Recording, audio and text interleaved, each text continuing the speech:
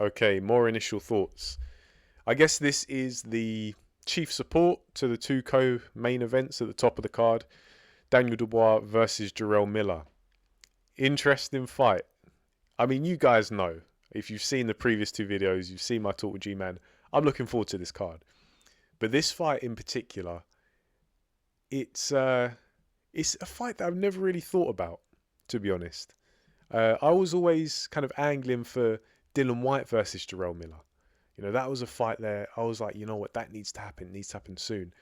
But Daniel Dubois versus Jarrell Miller, I don't know. I kind of like it because obviously there's a stylistic dynamic that's quite interesting, but also the psychological dynamic because these guys, polar opposites.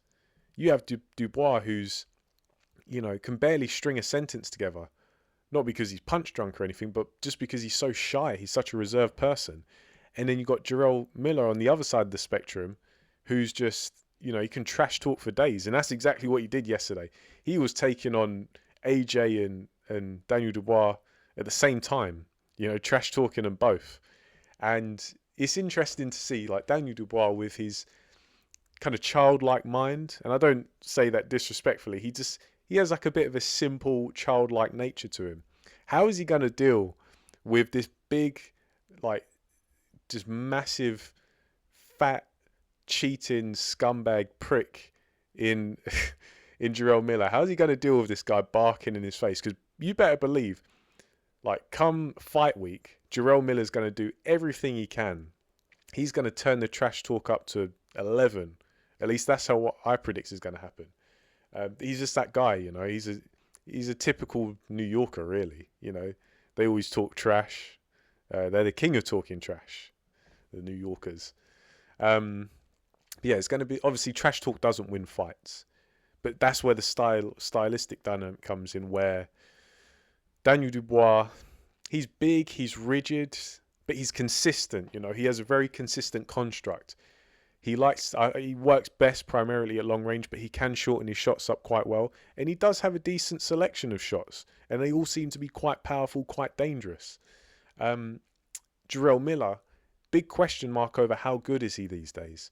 Because before, when he was still Big Farmer Miller and he was juiced up to the gills, it was quite something to behold. I have to admit, back in late 2017, 2018, I was looking at Miller and I was like, damn, he's going to be a hard guy to beat for a lot of the top guys at heavyweight, a lot of the champions, just because he's a massive guy, but he has great work rate, great shot selection, can be quite slippery. Like, he's someone who does have some wrinkles to his game. He knows his way around a ring, but he'll just overpower you, overwhelm you with just sheer volume and size.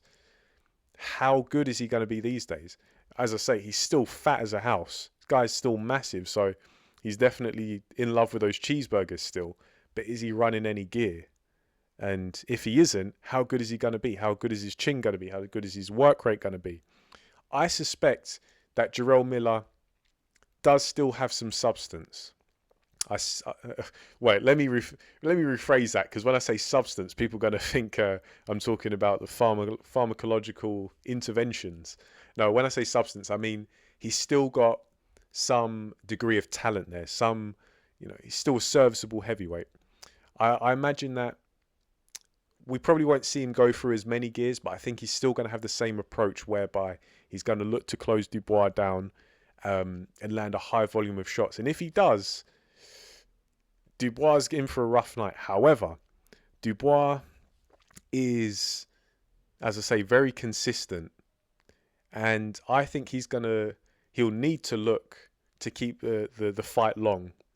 Keep moving. You know, he's not no Muhammad Ali or anything, but use his size, his reach, because I think he's a bit more of a rangy heavyweight, a bit more ring coverage than Jarrell Miller, who, you know, he favours the shorter shots. And I think if he's able to do that and stay disciplined, stay consistent, I think we could see him teeing off on Jarrell Miller at times. It's going to be a question of how many shots can Miller take. So I'm not entirely sure, at least right now, who wins. I'd have to just side with Miller, but that could change come fight week. I'm going to have to do my homework because we can't ignore the elephant in the room. Daniel Dubois quitting in his last fight, because he did quit. He could have carried on. You know, I didn't see anything in Daniel Dubois to suggest like he lost control of his legs and he just couldn't get up. No. He was dogged out of the fight by Usyk, because Usyk turned the heat up. After that low blow, Usyk was like, nah, you're not getting off the hook. I'm going to stick it on you. And that's exactly what he did. And that childlike nature of Daniel Dubois, I think, was his undoing again. I think it was. Can Miller bring that out of him again? That quit, you know, that vulnerability, that vulnerable side. We have to wait and see, but I'm looking forward to it. The press conference, look, as crass and as crude and as much of a scumbag as Miller is, I can't deny he's a good trash talker. It's very WWF Degeneration X. Do you remember that series? It's very like, you know, it's oh man, this guy's a scumbag, but he knows he is, and he doesn't pretend to be anything else. Jarrell Miller fully embraces the villain role, and you know what? Sometimes when guys do that, they kind of just take it in their stride. You know, they're not worried about what you think of them. They don't worry about being PC and being cordial. They're like, man, it's a fight. We're going to fight, so I'm going to take the piss out of you as much as I can to try and, you know, belittle you and make you feel down about yourself, you know, or maybe get you angry so you come towards me, and then I can, you know, you do the hard part for me and I just let rip my short shots and a high volume of them for the course of the fight. We've got to see how this one unfolds, but I like how this is shaping up. Let me know what you guys think in the comment section below. What do you think about the press conference, and what do you think about the fights? So yeah, leave it down there and I'll get back to you.